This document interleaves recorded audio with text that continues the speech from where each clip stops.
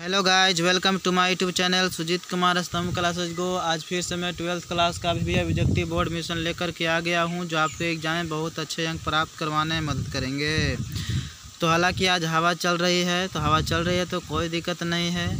और इस लॉकडाउन की वजह से ही हमारे देश में इस पृथ्वी पर ही वातावरण शुद्ध हो गया है।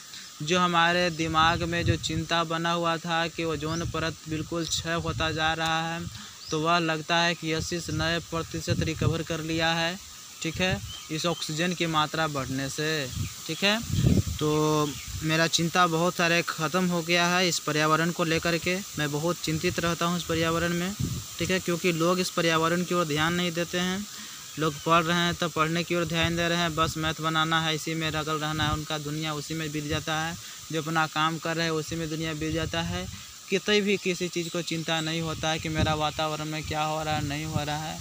सब चीज़ बिल्कुल है। और जो बहुत सारा जो बढ़ावा दिया जाता है उस अंधविश्वास की वजह से भी होता है। तो इस चीज़ को थोड़ा ख़त्म करने का प्रयास कीजिएगा। यदि आप लोग पढ़े लिखे लोग हैं, पढ़ लिख रहे हैं, तो ये सब चीज़ यदि हम ही लोग नहीं अगर सत्य को जानेंगे तो कौन जानेंगे मित्रों। तो ये सब चीज़ पर ध्यान दीजिएगा। और चलते हैं अपने क्वेश्चन की ओर। ठीक है, तो देखिए क्वेश्चन क्या है। मैं इस वीडियो में भी बहुत सारे चीज़ बताने वाला हूं। तो देखिए, किरचॉफ का प्रथम नियम निम्नलिखित में से किसका परिणाम है, यह प्रश्न में कहा जा रहा है। तो ऑप्शन दिया गया है कि विद्युत क्षेत्र के असंरक्षित चरित्र, विद्युत क्षेत्र का संरक्षित चरित्र, चुंबकीय क्षेत्र का संरक्षित चरित्र कि चुंबकीय क्षेत्र का संरक्षित चरित्र। तो चुंबकीय वाला तो दो होगा नहीं, ये तो दोनों ऑप्शन ऐसे ही ख़त्म हो गया। क्योंकि यह कहा जा रहा है किरचॉफ का नियम है, तो किरचॉफ के नियम तो विद्युत धारा के लिए लागू होता है। विद्युत धारा का एक फॉर्म है, तो विद्युत धारा के ही फॉर्म में किरचॉफ का नियम है एक जो उन्होंने दिया था। तो ये चुंबकीय तो गया काम से। तो विद्युत क्षेत्र का असंरक्षित तो नहीं होता है, इसके द्वारा संरक्षित होता है। ठीक है, विद्युत क्षेत्र का संरक्षित चरित्र दर्शाता है, इसका कैरेक्टर है संरक्षित करना। तो बी ऑप्शन इसका सही हो जाएगा मित्रों। किरचॉफ का जो नियम दिए थे वे दो नियम दिए थे। एक दिए थे जिसका नाम था संधि नियम। ठीक है, जो भी विद्युत धारा अगर किसी परिपथ में बह रही है, किसी कंडक्टर में बह रही है, तो जो भी विद्युत धारा आ रहा है या जा रहा है, तो उसका जो एक बिंदु पर आने और जाने वाला जो भी धारा होता है उसका बीजगणितीय योग होता है, वह शून्य के बराबर होता है। कहने का मतलब हुआ मित्र के सिग्मा आई बराबर कह सकते हैं कि 0 होगा। ठीक है, तो ये प्रथम नियम दर्शाता है। और तो प्रथम नियम जो है किरचॉफ का जो प्रथम नियम है मित्रों, किरचॉफ का प्रथम नियम, इसको हम संधि नियम भी कहते हैं और इसको हम पॉइंट चार्ज भी कहते हैं। ठीक है, पॉइंट लॉ भी आप इसको कह सकते हैं, पॉइंट लॉ भी इसको हम कहते हैं। तो इस तरह से आप याद रखिएगा। और जो संधि नियम है मित्र, जो इसको हम धारा नियम के रूप में भी जानते हैं, धारा नियम भी कहते हैं। तो संधि नियम, धारा नियम या पॉइंट लॉ या पॉइंट चार्ज कहते हैं। तो यह जो नियम है यह किस संरक्षण पर आधारित है, तो आवेश संरक्षण पर आधारित है। ठीक है, किस पर आधारित है, आवेश संरक्षण पर आधारित है। तो इस बात को भी आप याद रखिएगा।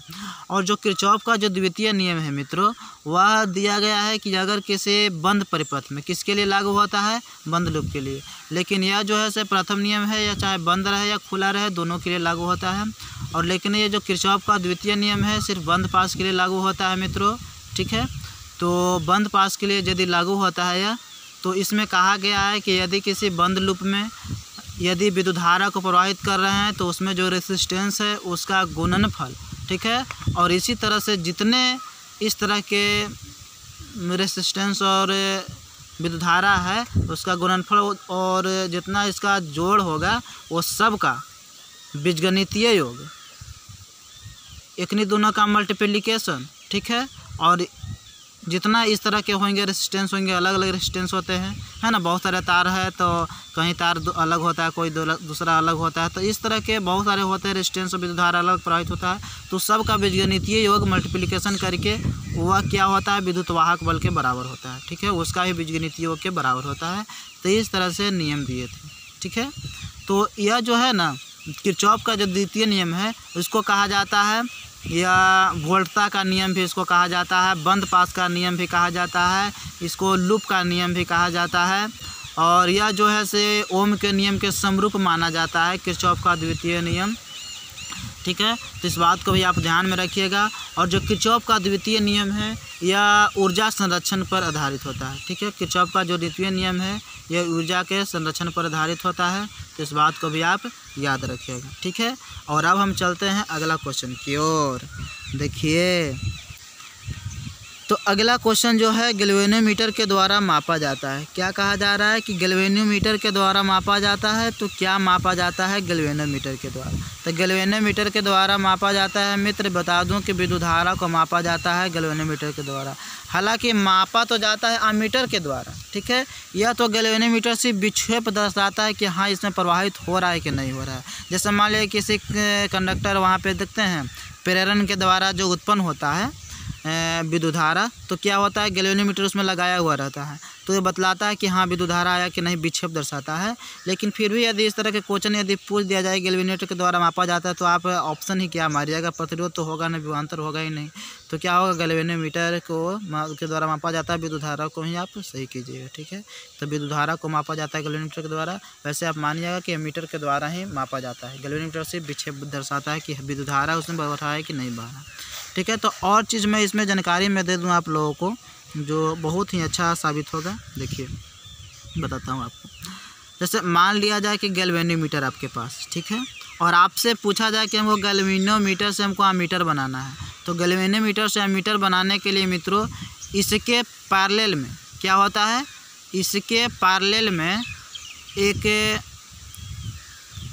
निम्न प्रतिरोध का रेसिस्टेंस, जिसको हम क्या कहते हैं, शंट नाम धरते हैं। निम्न प्रतिरोध को क्या कहते हैं, शंट नाम धरते हैं, और हम जोड़ देते हैं पैरेलल में। जब गैल्वेनोमीटर के अगर हम समांतर क्रम में अगर हम निम्न प्रतिरोध के तार को अगर जोड़ देते हैं तो यह बन जाता है, यह परिपथ क्या बन जाएगा, एमीटर बन जाएगा। क्या बन जाएगा, एमीटर बन जाएगा, ठीक है। और जब यही बात यदि रहे, ये तो हो गया गैल्वेनोमीटर से एमीटर बनाना है, तो ये बात को आप ध्यान में रखिएगा, ठीक है। और आप ध्यान रखिएगा कि जो आदर्श एमीटर होता है, तो आदर्श एमीटर का जो प्रतिरोध होता है ना, इसका जो प्रतिरोध होता है वह शून्य होता है, ठीक है। इसका जो रेसिस्टेंस होता है वह शून्य होता है, ठीक है। लिखने में देर लगेगा, तो शून्य होता है। और इसी तरह आप याद रखिए कि जो वोल्टामीटर होता है, वोल्टामीटर, ठीक है, तो आदर्श वोल्टामीटर का जो प्रतिरोध होगा इसका होता है अनंत होता है। क्या होता है, आदर्श वोल्टामीटर का प्रतिरोध क्या होता है, अनंत होता है। अब मैं आपको बता दूं एक बात और, कि यदि हमको एमीटर से बनाना है वोल्टामीटर, क्या बनाना है, एमीटर से हमको वोल्टामीटर बनाना है, तो हम लोग जानते हैं कि इसे एमीटर को किस क्रम में जोड़ा जाता है, श्रेणी क्रम में जोड़ा जाता है, ठीक है। एमीटर को श्रेणी क्रम में जोड़ा जाता है। तो हमको वोल्टामीटर बनाना है, तो वोल्टामीटर में तो रेसिस्टेंस बहुत ज़्यादा होता है, तो क्या करना पड़ेगा, अब वोल्टामीटर बदलना है तो उच्च प्रतिरोध जोड़ना पड़ेगा, ठीक है, उच्च प्रतिरोध जोड़ना पड़ेगा।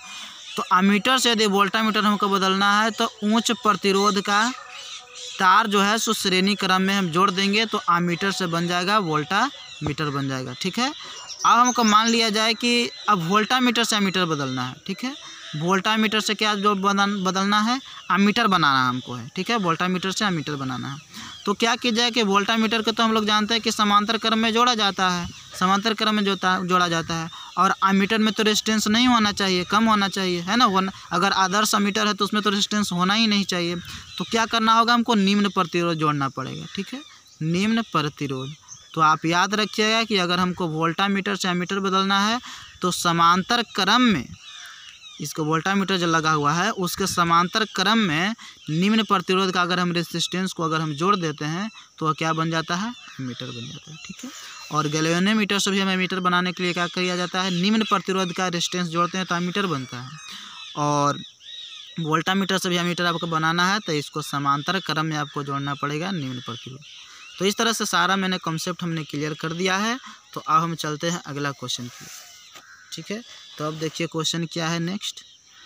तो नेक्स्ट जो क्वेश्चन कह रहा है मेरा मित्र, वो आप देख सकते हैं कि किसी विभव मापी की सुग्राहिता को बढ़ाने के लिए क्या करना पड़ेगा। ठीक है। तो किसी भी पोटेंशियोमीटर जो है उसको सुग्राहिता सेंसिटिविटी को बढ़ाना है तो उसको क्या करना पड़ेगा, धारा को तो घटाना पड़ेगा। कहीं है ऑप्शन तो देखिए, इसकी धारा घटाना चाहिए। ठीक है, धारा को जैसे ही आप घटाइएगा तो इसका सुग्राहिता जो है से मित्र बढ़ जाता है, क्योंकि हम लोग जानते हैं भी समानुपाती क्या होता है, केल होता है। ठीक है, भी समानुपाती एल होता है, लेकिन समानुपाती यही अगर टूटता है तो क्या हो जाता है, केल हो जाता है। ठीक है, तो क्या होता है कि आप इसमें क्या करते हैं कि इस विद्युत धारा को आपको बढ़ाना होगा। भी बराबर आई आर होता है, हम लोग जानते हैं कि विद्युत धारा आप बढ़ाइएगा तब जा कर के जो होगा इसमें सुग्राहिता को, सेंसिटिविटी को आप बढ़ा सकते हैं। भी वहाँ पे पोटेंशियोमीटर आप जाइएगा, किताब में आप पढ़ लीजिएगा, उसका डेरिवेशन तक बहुत सारे चीज़ दिया गया है, तो उसको आप जान सकते हैं। ठीक है, चलिए अब देखिए,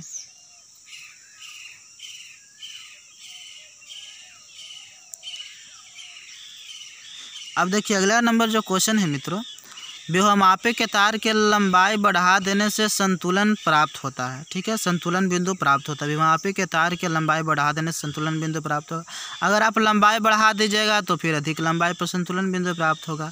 यदि मैं इसका चित्र बनाऊंगा तो देर लगेंगे और समस्या हो जाएगा, खैर, क्योंकि अपलोड करने में ज़्यादा MB लगते हैं ना। 139 नंबर अब क्वेश्चन देखिए। आप याद रखिएगा कि अगर तार की लंबाई बढ़ा रहे हैं, पोटेंशियोमीटर है, तो उसको क्या करना पड़ेगा, अधिक लंबाई पर संतुलन बिंदु प्राप्त होगा, बैलेंस पॉइंट प्राप्त होगा। तो वोल्टामीटर को अमीटर में बदला जाता है। वोल्टामीटर को अमीटर में बदलने के लिए क्या करना पड़ेगा, देखिए हमने अभी तुरंत बताया था। वोल्टामीटर को किस क्रम में जोड़ा जाता है, समांतर क्रम में। कहीं समांतर क्रम है, चलिए समांतर क्रम 2 गो है, बाकी श्रेणी क्रम तो ऐसे ही ऑप्शन खत्म हो गया। आमीटर में बदलना है तो आमीटर बदलने के लिए क्या करना पड़ेगा, निम्न प्रतिरोध जोड़ना पड़ेगा। ठीक है, तो समांतर क्रम में जो है निम्न प्रतिरोध जोड़ दिया जाता है तो वोल्टामीटर से एमीटर में बदल जाएगा। ठीक है, वोल्टामीटर से, तो इसका तो सही आपको सी होगा। इस तरह के बहुत सारे क्वेश्चन आएंगे, लेकिन मैंने सारा कॉन्सेप्ट क्लियर कर दिया है मित्रों। जो भी वैसे वैसे क्वेश्चन आते हैं मैं कॉन्सेप्ट ही पूरा क्लियर कर देता हूँ। ठीक है, तो अब देखिए जो हमने जो क्वेश्चन पूछा था उसका मैं उत्तर दूंगा, और क्वेश्चन ऑफ द डे जो आज का है मैं उसको बताऊंगा। ठीक है, उसका आपको आंसर कमेंट करना होगा। मुझे लगता है कि बहुत जो है कम ही देखते शायद तो हैं, कुछ 10, 12, 14 जो भी हो देखते हैं, लेकिन उत्तर बहुत कम ही कमेंट करते हैं, बस एक ही कमेंट करते हैं। वो भी जो कमेंट किए हैं पिछले वीडियो में, उनका नाम है चंदन शर्मा, जो कमेंट किए हैं, जो कि सही कमेंट किए हैं। और हमने जो प्रश्न पूछा था वीडियो के बीच में ही कि विभवांतर को हम किसके द्वारा मापते हैं, तो वोल्टामीटर के द्वारा मापते हैं, ये सही जवाब है। लेकिन विद्युत विभव जो होता है ना, विद्युत वाहक बल जो होता है, विद्युत विभव, उसको मापने के लिए इस्तेमाल करते हैं मित्रों, पोटेंशियोमीटर इस्तेमाल करते हैं। ठीक है, विभव मापी, जो विभव मापी की अभी चर्चा हुई थी। ठीक है, यही जो पोटेंशियोमीटर है मित्रों, इसी के द्वारा, विभव मापी के द्वारा मापा जाता है आपको या जो विद्युत वाहक बल होता है। ठीक है, उसके लिए मापा जाता है विभव मापी के द्वारा। तो याद रखिएगा, सिर्फ आपने विभवांतर का ही कमेंट किया था, विभवांतर का मापा जाता है वोल्टामीटर। तो आप 10वां तक को पढ़े थे, तो आप ये जान लीजिए कि विद्युत वाहक बल को भी जो मापा जाता है वह मापा जाता है पोटेंशियोमीटर के द्वारा मापा जाता है। ठीक है, तो याद रखिएगा। तो आज का क्वेश्चन देखिए, तो देखिए मैंने जो क्वेश्चन पूछा था पिछले वीडियो में उसका आंसर मैं बता रहा हूँ। 64 समरूप बूंदें जिसमें प्रत्येक की धारिता 5 फैराडे है मिलकर के बड़ा बूंद बनाता है, तो बड़े बूंद की धारिता क्या होगी। ठीक है, तो बड़े बूंद की जो धारिता होगी मित्रों, तो बड़ी सी बराबर हम लिख सकते हैं कि n के पावर, हमने शॉर्टकट तरीक बताया था, c बराबर n के पावर 1/3 c होगा छोटका c। तो n के जगह पर कितना है, 64 है, तो 64 रख देते हैं, 1/3 और c हो जाएगा। तो आप देख सकते हैं ये कितना हो जाएगा, 5 हो जाएगा। ठीक है, 5 के क्यू करते हैं 1/3 तो कट जाएगा, तो कितना आ जाएगा, 5c आ जाएगा। ठीक है, और दिया गया है 5 फैराडे किससे मिलकर बन रहा है, तो c के जगह पर क्या कर देते हैं, 5 कर देते हैं, तो कितना हो जाएगा, 4 ना आएगा, इसका 4 आएगा, देखिए 4 होगा, तो 4 आ जाएगा। तो यहाँ 4 5 का 20वीं फैराडे, तो यहाँ ऑप्शन होगा 5 का 20वीं फैराडे का ही ऑप्शन। देखिए महो किसका मात्रक है, तो विशिष्ट चालकता का मात्रक है। बाकी हमने पिछले वीडियो जो था उसमें हमने सारा कॉन्सेप्ट बताया था, विद्युत चालकता का, विशिष्ट चालकता का, जो प्रतिरोध का और विशिष्ट प्रतिरोध का। तो जो मेरा रेगुलर व्यूअर होंगे तो उनको तो कोई दिक्कत ही नहीं होगा, फिजिक्स के तो गर्दा उड़ा देंगे। तब देखिए क्वेश्चन अगला जो है से देख सकते हैं, चालक के अंदर इलेक्ट्रॉन की गति कैसी होती है, तो अपसरित होती है। तो इस बात को याद रखिएगा, हमने भी बताया था पिछले वीडियो में। अब देखिए जो आज का क्वेश्चन ऑफ द डे है इसको आप ध्यान से पढ़ लीजिए। तांबे के एक तार की लंबाई को दुगना कर दिया जाए, तांबे के एक तार की लंबाई को दुगना कर दिया जाए तो नए तार के प्रतिरोध का मान होगा। ठीक है, नए प्रतिरोध के तार का लंबाई, देखिए तांबे के एक तार की लंबाई को दुगना कर दिया जाए तो नए तार के प्रतिरोध का मान क्या होगा। तो ऑप्शन जो दिया गया आप देख सकते हैं कि दोगुना होगा, चरगुना होगा, क्या प्रति रहेगा कि नन ऑफ दीज होगा। तो इसका आंसर आप कमेंट कीजिएगा। ठीक है, और मिलते हैं हम अगले वीडियो में। Thank you for watching video.